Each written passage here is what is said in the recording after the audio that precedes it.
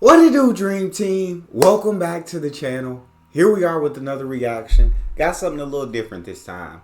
Here we are with RFK Jr. How I see the state of our union.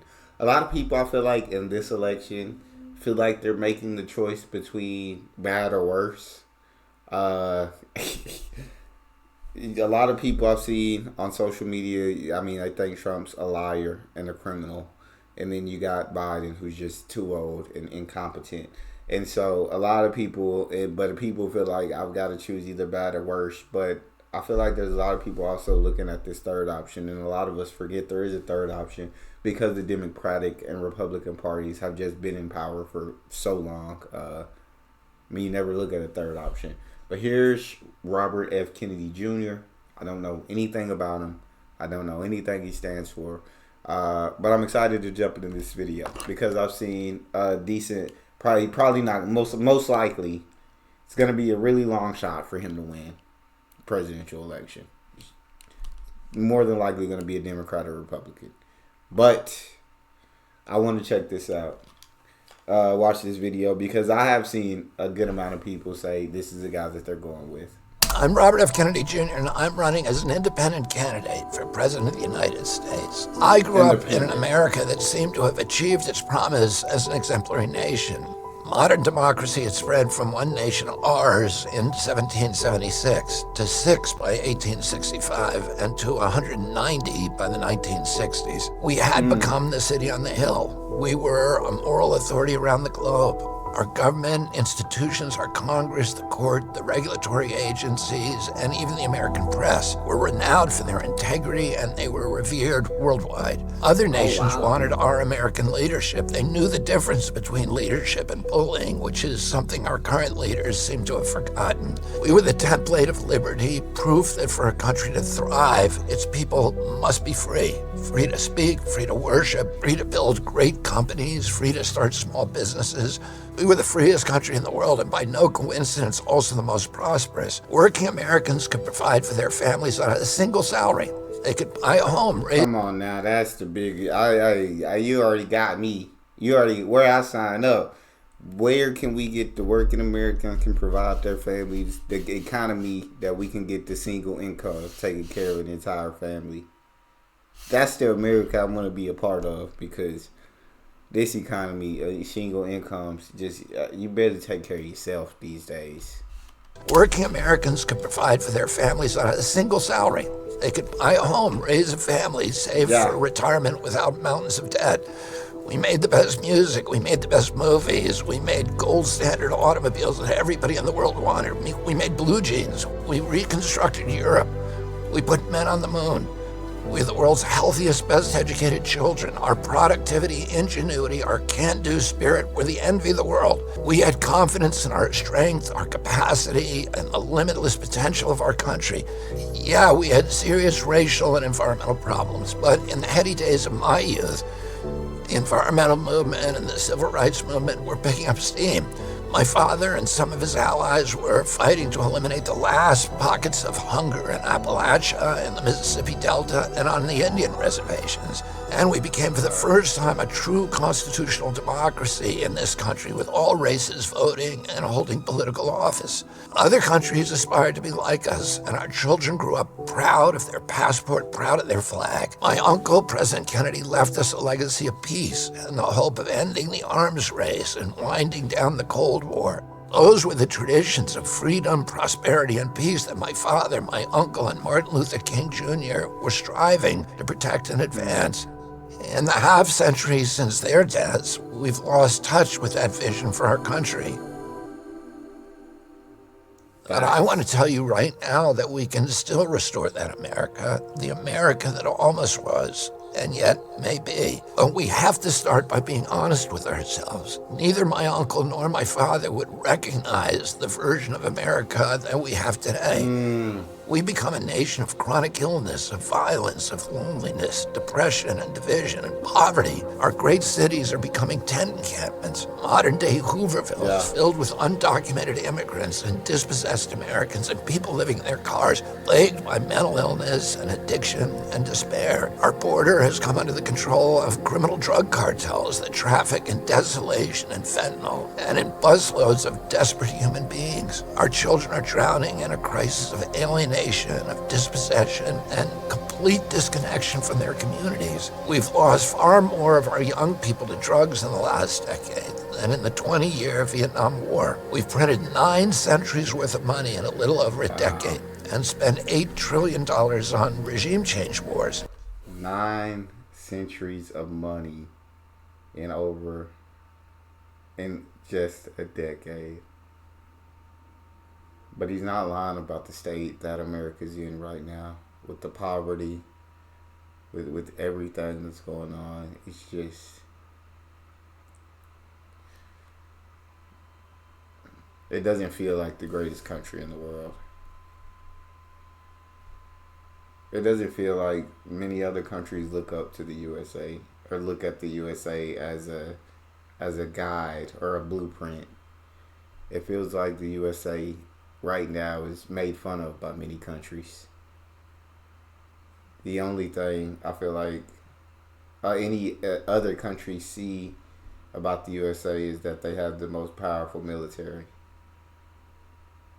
But other than that, yeah, you see chronic illness, you see loneliness, you see depression, you see disconnection, you see despair, you see suffering, you see pain. I don't know. It's not the USA that he described in the first part of the video. Those wars have made America less safe, our country less strong, and the world far less stable, while sending prices through the roof as our infrastructure falls apart. Tens of millions of young Americans no longer even dream of owning their own home. What happened to America, the land of opportunity, where you could be sure that if you worked hard and played by the rules, that you would have a decent life? All the new wealth of the last generation has gone to the billionaires. And that's what greed happened. That's exact greed. To transnational corporations, while our tattered middle class, our infrastructure, our industry have been hollowed out from the inside. Instead of promise, we've left our kids sick and drowning in debt. The public debt has gone from about $5 trillion under President George W. Bush to $34 trillion today, and U.S. household debt is at a record high of $17.3 trillion. If you include discouraged workers, our true unemployment rate is 23%. Young parents face housing, grocery, and childcare costs that are unaffordable. Too many Americans are living bleak and hopeless lives, dreading the one medical emergency or the car repair that will tip them over the edge into homelessness. We rank 40th globally in our people's health and wellness. Out of the richest countries in the world, the United States is 35th in child poverty rates. That's just above Mexico. We rank 36th in literacy and 45th in press freedom. We have one of the highest cancer rates in the world, and our life expectancy now ranks 59th according to the World Bank. That's right behind Algeria, which spends less than 1/30th per capita of what we spend. But even these grim figures hide the full picture of our dire health crisis. We now have the worst health outcomes in the rich world, the highest maternal mortality rates, the highest number of gun deaths per capita, and the highest number of teen pregnancies. We lead the world in obesity and chronic disease. According to CDC, 60% of Americans have at least one chronic condition.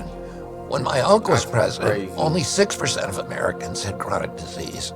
And all of these plights fall heaviest on our young people. 4 in 10 of them suffer depression, and half of them have considered suicide. 1 in 10 has anxiety. 1 in 10 has ADHD. 1 in 5 is obese. It's time for us to say enough is enough. We were once a free and thriving nation, the healthiest and strongest in the world. What we once were, we can be again. That's freaking sad. Where we rank in the world is ridiculous in all of those categories compared to how rich the USA is. But all the money's just going to the wrong things. It's insane. A country that's this rich, that's supposed to be the greatest in the world, only ranks in the top of what? Military spending and healthcare spending. Yet, our mortality is what, 59th in the world? Our lifespan, 60% of Americans have at least one chronic disease.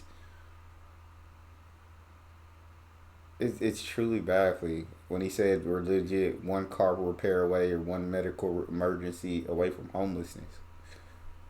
It's no lie. And that's sadness. How do I know that? It's because everywhere I go in this country, I see a profound determination among Americans to heal. We might have become the sickest country on earth, but we also have the most ingenious healers, both inside and outside conventional medicine. We may have sky-high levels of depression and addiction, but we also have innovators who have opened up new frontiers in recovery. We have some of the world's most depleted agricultural soils, but also some of the world's most innovative and energetic regenerative farmers. We have serious economic problems, but we also have the brightest and most ambitious entrepreneurs. We face hunger and homelessness, and yet we meet it with the highest philanthropic rates in the world and bottomless kindness and compassion. We may be on the mat today, but we can be on our feet and happy and healthy and strong again with good leadership tomorrow. Our people and our system were built for resilience. And here's the most important thing I want to tell you about the state of our union. Our nation seems more divided than ever, but Americans everywhere want to heal that divide. Our nation has become artificially divided by political forces that can survive only when we, the people, are at war with each other. People are tired of being manipulated by fear. We learned that lesson during COVID. We recognize that the same techniques of manipulating fear are being used by elites today to corral us into voting for one political candidate or the other. Americans are tired of these dire warnings that to preserve democracy itself, you better vote for our guy. Yes. I can tell you that in every state of this union, people are rejecting fear-mongering. 80% of Americans say they don't want to be forced to choose in this election between the lesser of two evils. They're tired of voting against something or someone. I see it in the crowds of Republicans and Democrats and independents who attend my rallies, that a growing number of Americans are rejecting divisiveness. They're ready to unite, to rebuild this country, and to fulfill the promise of the America of my youth. They're ready to vote for something and for someone they like, for someone who represents hope and healing, or someone with an inspiring vision for America's future, for a future that they can believe in.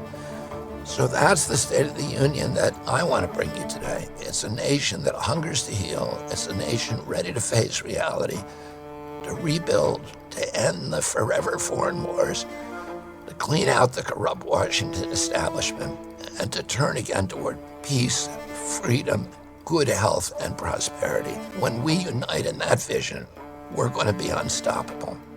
Thank you, and God bless you.